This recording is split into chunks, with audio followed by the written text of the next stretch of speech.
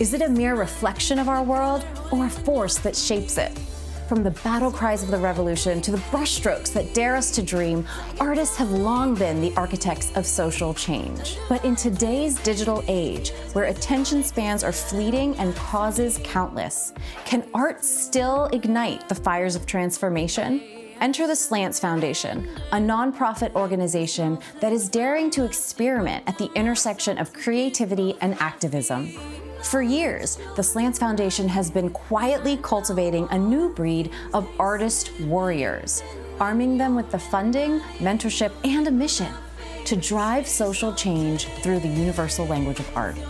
I'm Sumi Krishnan, and this is Asian PaCIVICS, where music isn't just observed, but harnessed as a catalyst for change. Join us as we pull back the curtain and share the true stories of the rebels and visionaries who believe that art can break barriers and open up possibilities like nothing else. Welcome to Asian PaCIVICS. Today, we are so excited to have Micah Huang with us, who does so much through his art and his music to help fight for social, economic justice and fight against inequality, specifically in the Asian American community. Welcome, Micah, to the show. Hi, Sumi. I'm so happy to be here. Awesome.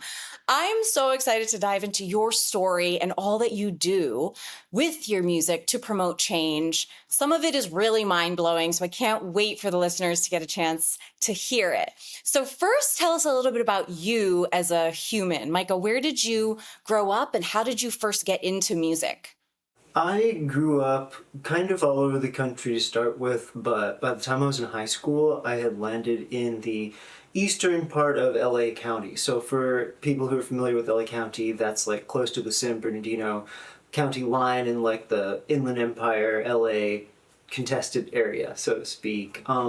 My start in music was really part of the very lively punk rock scene that particular part of Southern California had when I was in high school.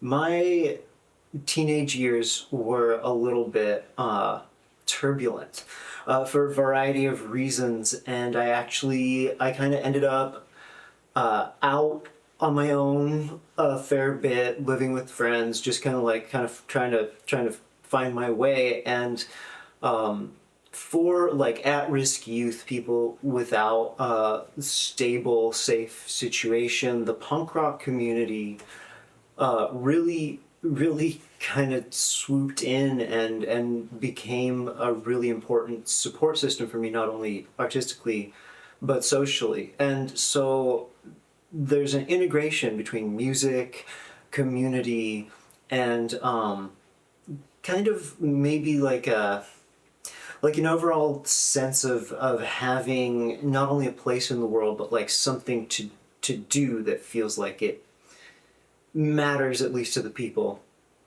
immediately. So punk rock gave you that as a teenager? Yeah, that's right. Okay, yeah.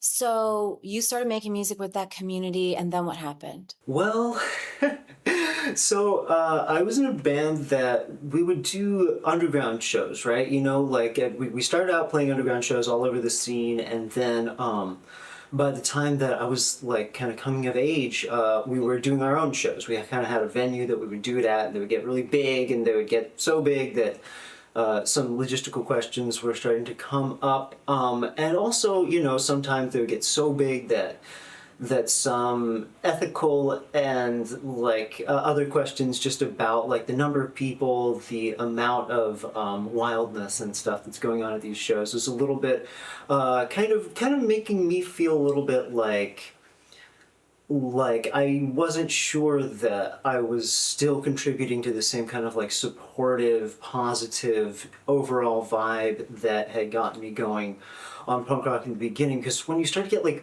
you know, like a couple hundred punk rockers together, it just became a little chaotic. It can get a little chaotic. So I was really fortunate in that I had a lot of like issues and stuff in school, but I happened to kind of come from a family background where I was I learned how to work the standardized testing game, which was very big in the noughts, the aughts, whatever, like the 2000s. And I got into college at San Francisco State. I was one of 4 people in my final high school who went to college, and 3 of us went to San Francisco State. Only 4 people in your high school went on to college. Yeah. My last high school was an amazing high school in Pomona, which was it's like the kids who had run out of chances would end up there, and I was one of them. They let us be very, very creative. They let us learn in our own ways.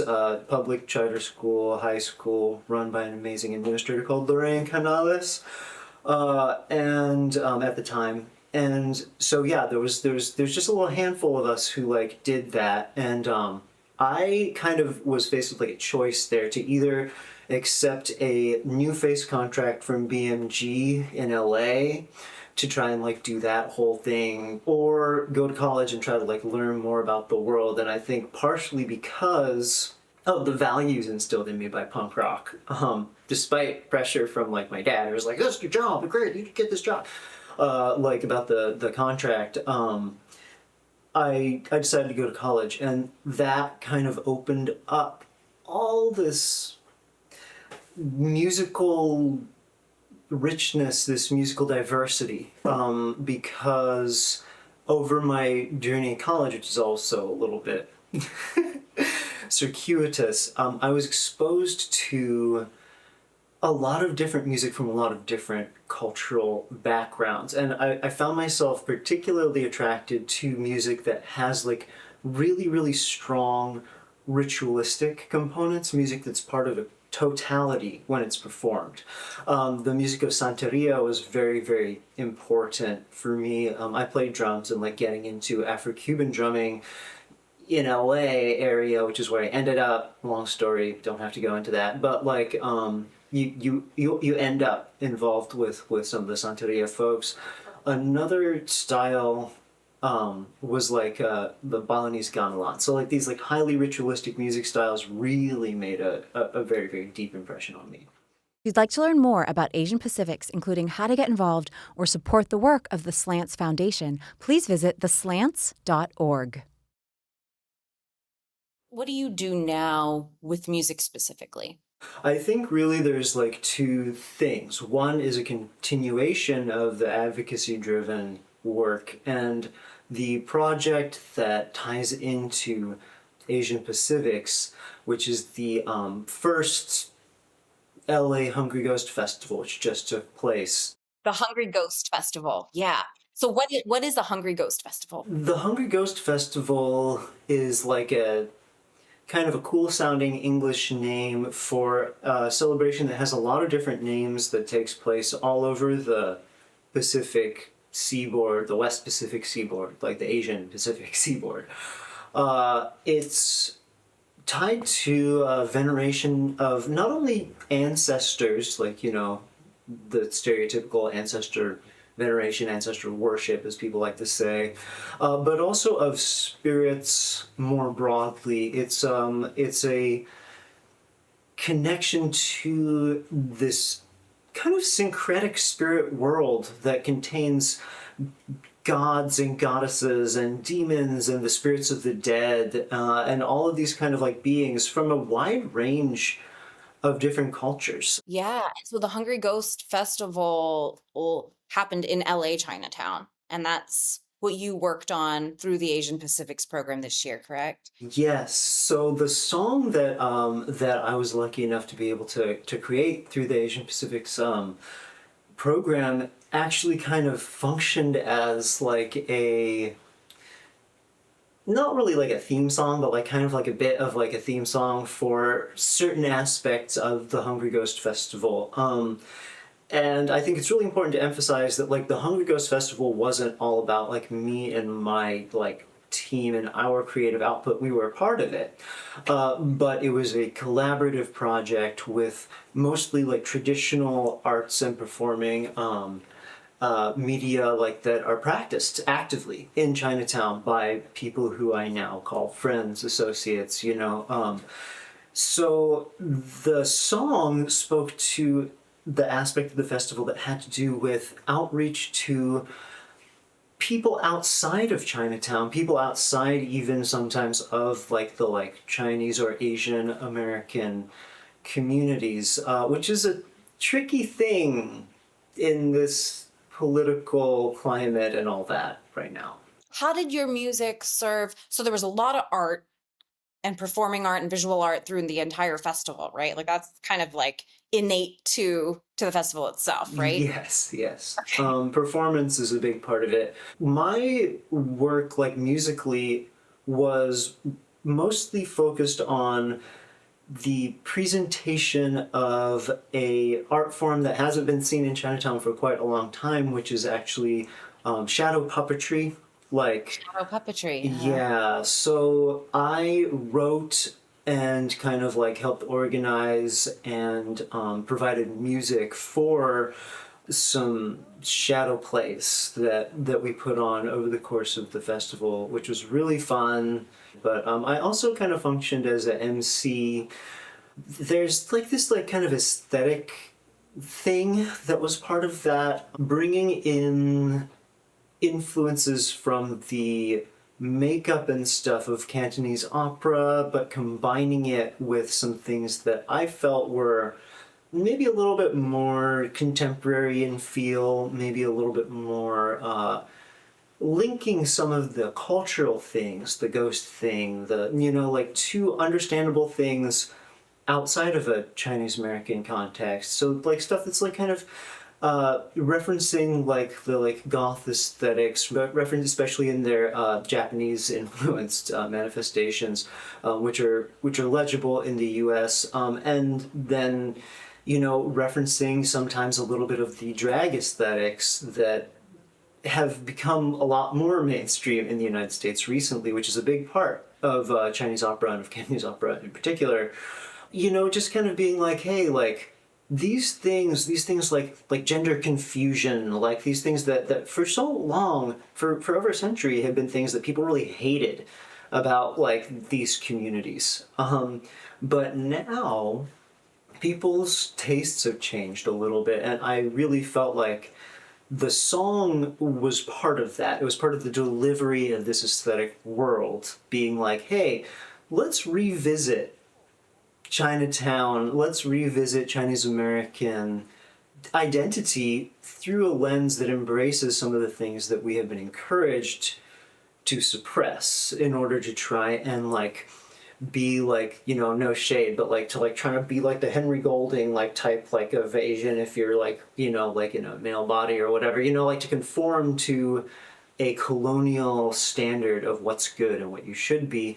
Maybe that's not the only thing that we can do at this point.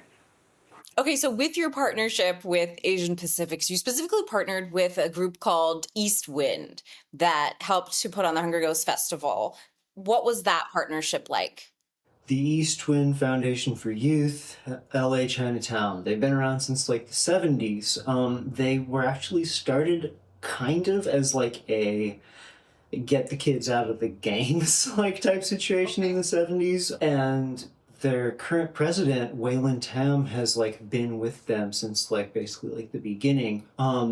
They do lion dance. They perform a lot actually throughout LA. Like the sports teams will hit them up. Like the chain smokers hit them up like last summer, like to like do. So they're a very, very legit lion dance crew. They train at the venue where we did the festival, which is Alpine Park and Recreation Center, which is like smack in the middle of Chinatown. So there's two people from that organization who co-organized the festival with me, Waylon Tam and Pauletta Pierce, who is their director of creative development.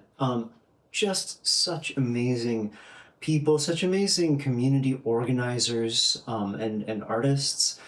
I think that like going into it, when I like first like went to the, you know, the state or whatever, like through, well, it was through a fellowship program, but to get the funding, we were asked like, you know, like, are you gonna connect to the community? Are you going to listen to the community and stuff? And working with East Wind, it was like not only did we connect with the community and listen to the community, but like we kind of like merged and like integrated in some ways. I mean, like my family, obviously, we don't come from anywhere. We don't like have like a community, very isolated. It happens a lot, like to people in our situation. But in this particular case, there was such like a deep kind of like entering of community space and immersion in community vibe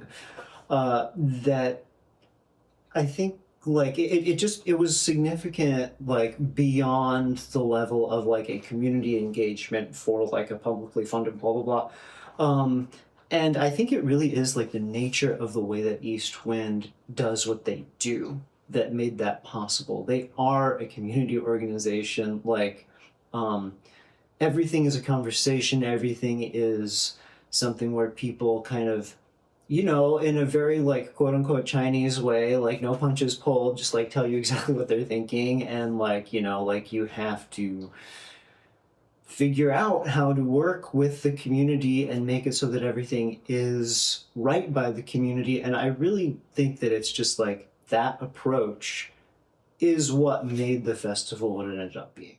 All right, so tell us about the song that you wrote with and through the Asian Pacifics grant to help with the festival and with this mission. The song's called The Dead, very fitting for a ghost festival, and it's kind of based on a ritualistic performance thing that I've done for a while at funerals, in particular. This kind of idea that you sing the dead across to where they're going, but you also sing to speak to them, to keep them in dialogue with you, right? And that's kind of how the lyrics are structured. So this is like a codification of like a ritual practice, as they would say at Harvard or whatever. You know, like this is like a ritual practice that's been condensed down into a short song, thanks to Asian Pacifics. And it's really in two voices. It's in the voice of somebody who's like kind of calling out to a loved one who has died. And then it's also calling back in the voice of that loved one who has died. And I think with Hungry Ghost Festival and with this song as part of Hungry Ghost Festival, it really is very, very important to remember that, like, in that cultural context, people who have died are not gone the way that they are in, like, maybe like a Western cultural context. Like, they're part of you for sure, but you're kind of part of this like web of energy that's distributed in space and time. And so I really tried to like hit that with this song in a really concise way, partially because of the function that this song was serving in relation to the festival. We're about to hear the full song, The Dead, coming up. But what does how would you put those thoughts and feelings and experiences into sound? What does The Dead sound like?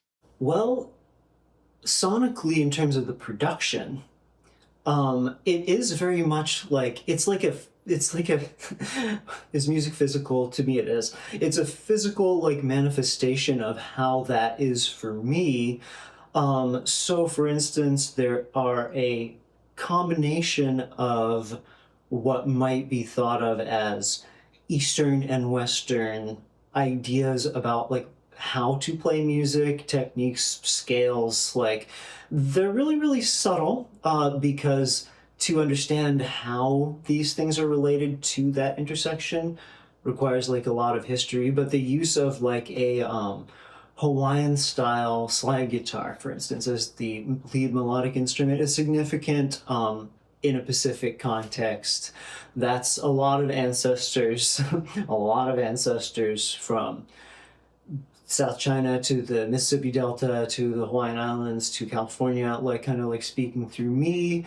You're honoring your own ancestry and putting that into the music to then honor the dead as a metaphor for the dead. Is it a metaphor? Like I think, you know, like when I like go to play like in a way that is connected to these crazy histories and all the people, like for instance of like the Hawaiian slide guitar and the way that that's moved like through like American history. Like I wouldn't be able to play like this if not for like not only the people who taught me and the people who birthed me, but also just like all the people who developed that, who carried it across oceans, who so it's pretty much just like in some ways they're actually playing, right? It's just like they're playing. I'm an instrument, right? You know, and I think as musicians we experience that sometimes when we kind of allow ourselves to. But then there's also the level on which like aesthetically you're trying to tell the story of what's happening, right?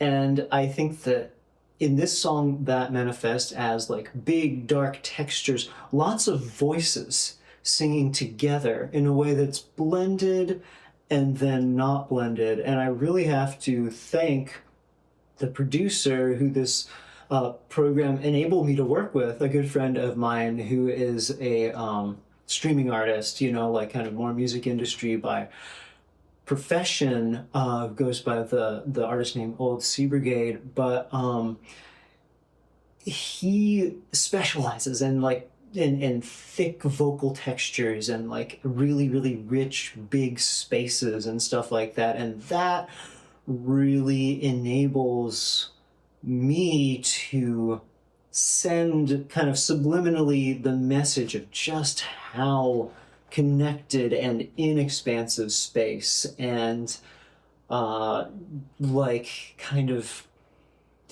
ghostly and spirit and in some ways mysterious, inscrutable, like this situation actually really is, which is a really, really special thing to be able to communicate in this way.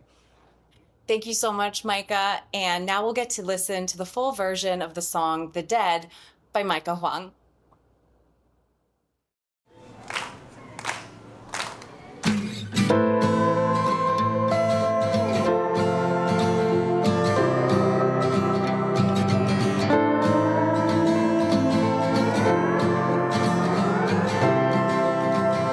When I stared into the darkness, I was certain that I saw your ghost.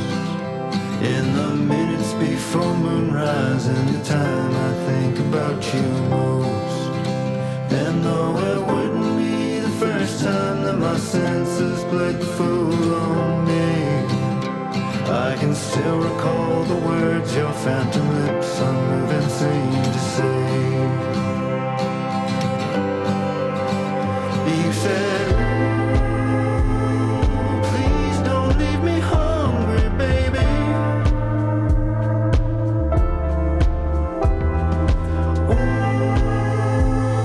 Please don't leave me all alone.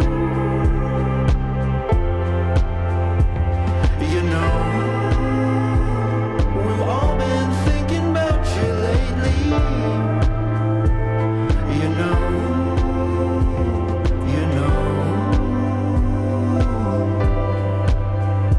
When you listen to the silence, it reminds you that you're not alone.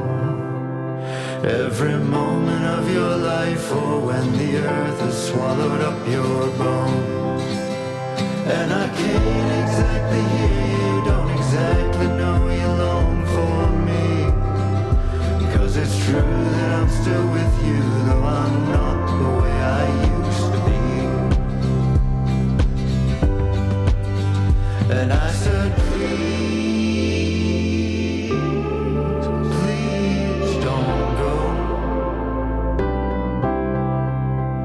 Will we ever meet again, or are you really gone? I need to know.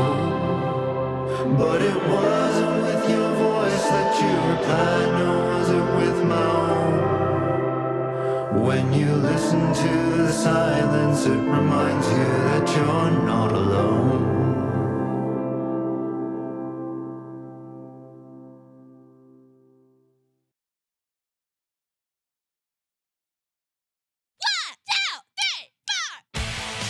At the Slants Foundation, we believe in the transformative power of art.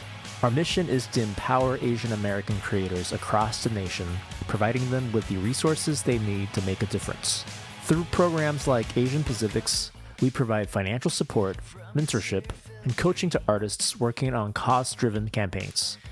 We've worked with hundreds of artists across the country to create music, film, theater, and art that helps civic engagement and connection. We help artists turn their passion for creativity into a force for social change. And since the Slants Foundation is completely volunteer-driven, 100% of donations go directly into supporting arts and activism. Join us in our mission.